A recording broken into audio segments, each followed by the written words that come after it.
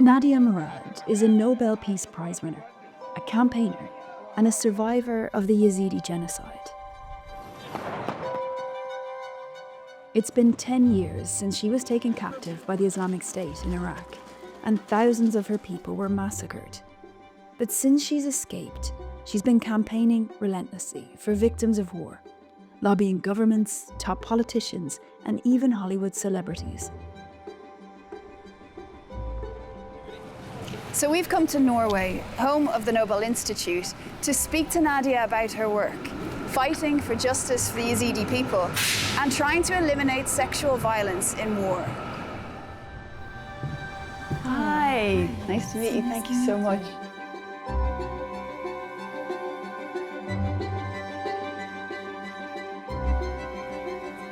Yeah, I'd love to go there.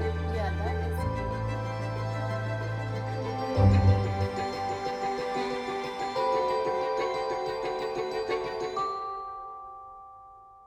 Nadia Murad, thank you for speaking to 100 Women. We're sitting here in the Nobel Institute in Oslo because you are a Nobel Peace Prize winner. You won the award in 2018 jointly for your work advocating for survivors of sexual abuse during conflict. What did that award mean to you? Before 2014, I was not aware of this award. I didn't know that there is something like this that even existed. You know, it was an important recognition, but I didn't start telling my story for an award or for being, recognized as by, powerful committees like this one. I started to share my story with the world because of what happened to me in my community and my neighbors and family and my country. In your Nobel Peace Prize acceptance speech, you said you hope that it would mark the beginning of a new era when peace is the priority and the world can collectively begin to define a new roadmap to protect women, children, and minorities from persecution. How do you feel about those words now, 6 years on? I feel the same. I say the same words over and over again, and I know a lot is going on in the world, and I know these are dangerous times, and there are more conflicts, unfortunately, in my region and in other parts of the world. But we have to keep reminding them with these words. We have to go back and knock on their doors, especially world leaders, over and over again, to remind them of their responsibilities. And these international institutions who were meant to protect the most vulnerable, but they have been absent in most of these conflicts, especially in the Middle East. So many people around the world, including myself, feel that these institutions are driven by politics rather than justice. In 2014, the Islamic State took over northern Iraq and persecuted any community that refused to convert to its extremist idea of Islam. But they saved a particular brand of cruelty and hate for the Yazidi religion and people. When they attacked Nadia's village, they murdered her mother, 6 of her brothers, and many more men in her family. They took younger women and children captive. The boys were indoctrinated into ISIS, while the women and girls were used as sex slaves, sold from man to man, raped and gang raped repeatedly. After 3 months, Nadia escaped, but so many others didn't. More than 200,000 people are still displaced, and there are 3,000 women and children still missing. Do you think enough is being done to find them? I think nothing was done to find them. Nothing was done until ISIS made the decision to murder all the men, including 6 of my brothers, my nephew, and dozens of my cousins, and the elderly women, including my mother. And then they enslaved more than 6,500 women and children into sexual slavery. Most of us who survived were able to just run away and go ask for help. But there was never a proper team from the Iraqi government or the UN or the international community to look for them. And that is why 10 years later, close to 3,000 of them are still missing, including my nephew, my niece, my sister-in-law, my cousin and her daughter, my best friends, neighbors, people that I grew up with. So yeah, the world failed them. The Islamic State killed more than 3,000 Yazidis and captured 6,000 others. You were one of them. And yet, in the international courts, no one has been held to account for any of these war crimes. Only Germany has successfully convicted any of these criminals. Why do you think there has been so little justice? Well, I think that's a question that I ask them all the time. With my friend Amal Clooney, we worked on creating a UN team called UNITAD, where UNITAD is, their mandate was to collect evidence of ISIS crimes all over Iraq. UNITAD was there for years. They collected evidence, testimonies, documentations, and we know, yes, ISIS was, a lot of Iraqis joined ISIS, our neighbors, and a lot of people from the region, but there were also thousands of foreigners who came from Europe, from other parts of the world, and joined ISIS and believed in their ideology. And a lot of them, after ISIS was defeated, men and women were able to come back to their countries of origin. So it's not about evidence, it's just a lack of a political will. And that process is over now, is it? The process right now, it's in the hands of the Iraqi authorities, so UNITAD has nothing to do with it. But in Iraq, it's another story. They take their time and they don't do it properly. They don't have a plan on when all these remains will be identified and brought back. Why is justice so important? What people don't know about ISIS and like-minded groups is that they don't care about being killed, but they are so scared of facing the girls and women and girls in courtroom.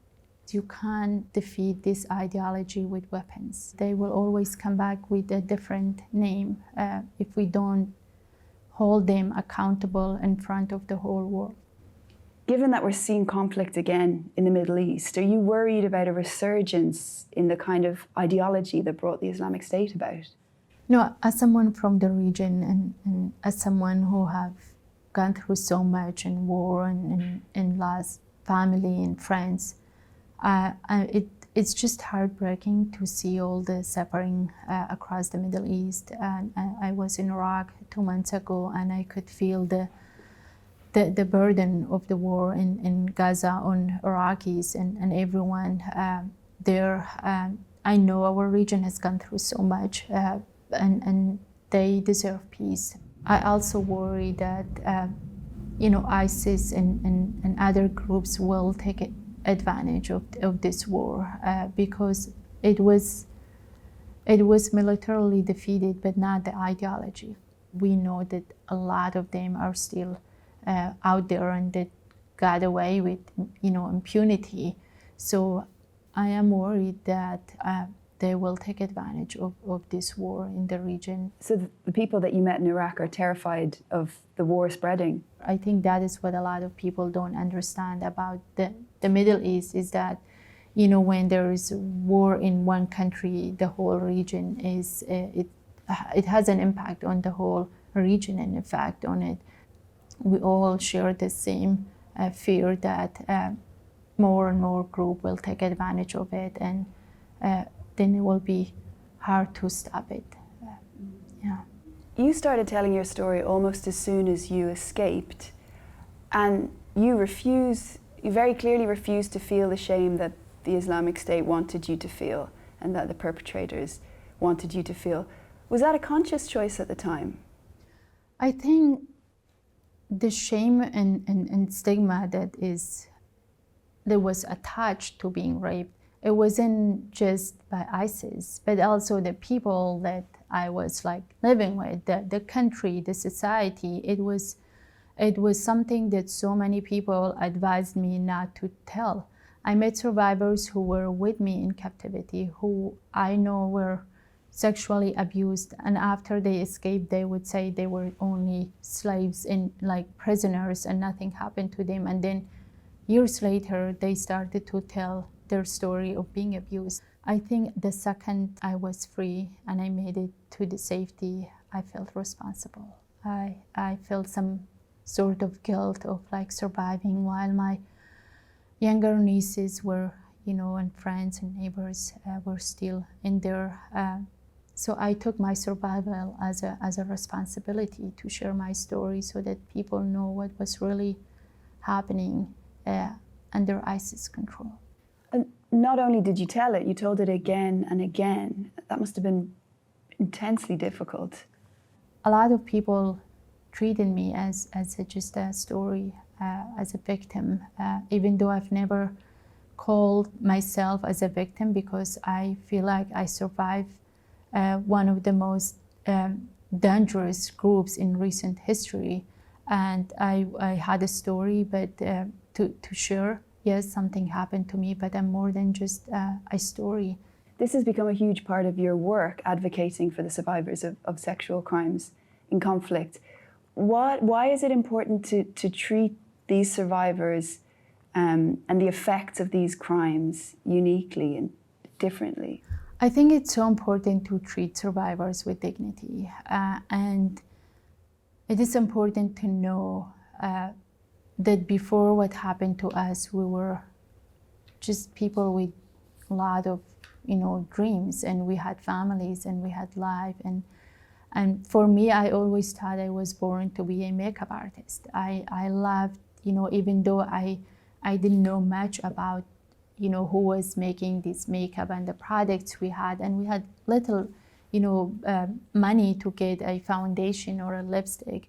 But I always loved inviting, a woman in the village afternoons to do their eyebrows, hair, makeup.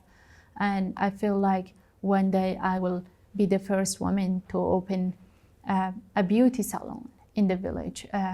But I think after what happened to me, people didn't know who I was before, what I liked and how my life was different and how I was loved by my family and raised by a strong single mother. All of that it's not seen the second, you became a survivor of rape. I think what people don't know about sexual violence, and rape is that it is something that stays, long after the war is over. It lasts forever and it lives in your body, in your mind, in your bones. It's hard to fully recover from it. I feel like by sharing this story, I have felt that even though it was so difficult, it helped me better than my sisters on like staying silent. I feel like that helped a little bit of like just not taking the blame. But as she shared her story, Nadia realised just how little the authorities and the media understood about sexual violence. Each time she told it, she felt the trauma of these crimes again and again. She's been campaigning for many years, alongside well-known figures like Amal Clooney, to change how survivors are treated. And she's created the Murad Code, a guide for anyone dealing with survivors of sexual violence, so that they respect their rights and empower them to tell their story in their own way. The Murad Code it's all about what survivors want to share, and making sure that after they share their story, they know what happened to their testimonies. Can we stop these horrific crimes from happening? And is there more that international institutions or governments can do to stop sexual violence? Well, first we have to acknowledge it as a war crime. We have to hold perpetrators accountable. We have to respect survivors and listen to them. But at the same time, we have to work on stronger protections of women and girls. I mean, look at what is happening right now in Afghanistan. Maybe women are not being raped. It was last year that Taliban closed every single beauty salon. Women are prevented to just go and meet another woman in a beauty salon. And I talk about beauty salons because I know the importance of having a space for women where they could just be together. And then in Sudan, where so many have been raped and killed, and in Ukraine. When I was there last year, I just heard stories of people like me who have been raped and feel embarrassed to share their stories, not have enough support. And if we can act early on to protect women and girls, that is the best way. But we have to empower them before, in times of peace, we have to empower them, to listen to them, and that's how we can prevent it.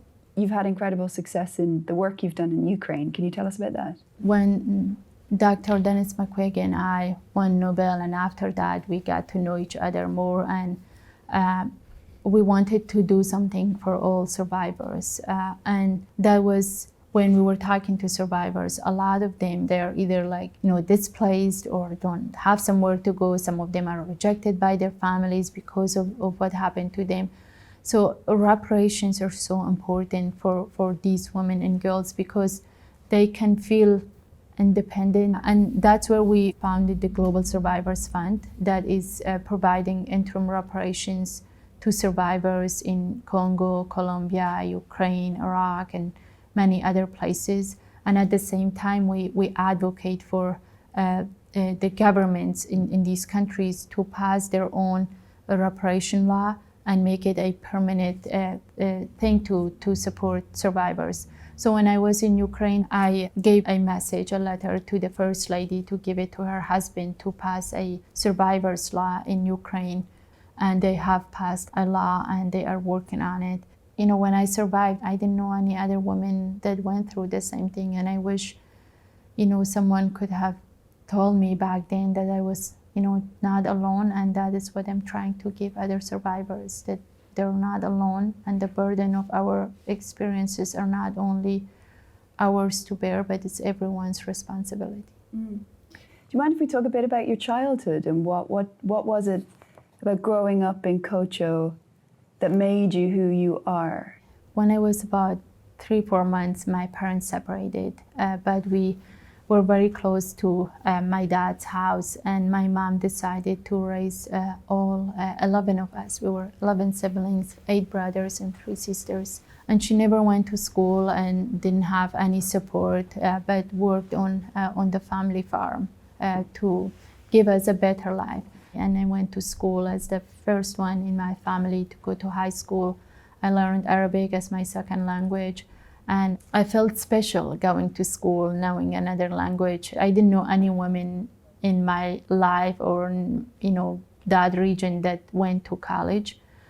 So I knew after high school I would have to do something in the village and at home. It sounds like your mom was a really inspirational figure. My mom was a very strong single mother who not only raised her own 11 children, but also my dad's children after his first wife died of cancer. And so she took care of so many children. She was always a happy person. She taught me the power of compassion in the face of systemic marginalization. And I feel like all these experiences shaped me profoundly. Nadia's mother could never have imagined this, that her youngest and the only one of her children that through her hard work she managed to put through high school would one day stand amongst the most celebrated people in history. Where were you when you found out? I was at the Harvard University. My husband and I, we were there. I had an event the day before they announced the Nobel. And I remember because of the time difference, it was so early when they called us. So they let you know early in the morning, and then it must have been a cascade of calls after that. I wasn't yet invited to my own country to tell my story. So that was the first time I received a phone call from the Iraqi president.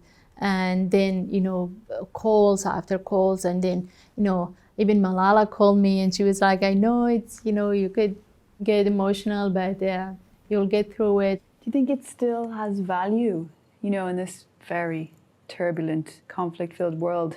I think that is, not our responsibility alone, because this is a recognition. It doesn't mean that we have the magic to make peace. We have to work and continue to do the work. I think it has a value, because if we stop believing in that peace is possible, if we stop believing to recognize the so many people who dedicate their lives to peace, then how can we get there and make peace? You think of all these people who work so hard for peace. Yeah.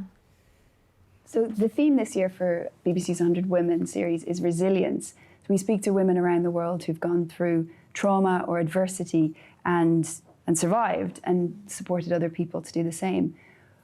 What does resilience mean to you?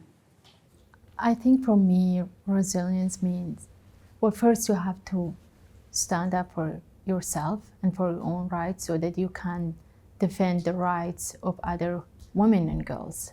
So many people tried at the very beginning to make me as that perfect victim, and I refused, because I knew I could be so much more. When so many people saw my story of rape and abuse, I saw it as a story of resilience and power, and I knew I could use it for good. Do you still dream of that beauty parlor that you once wanted to open? I do.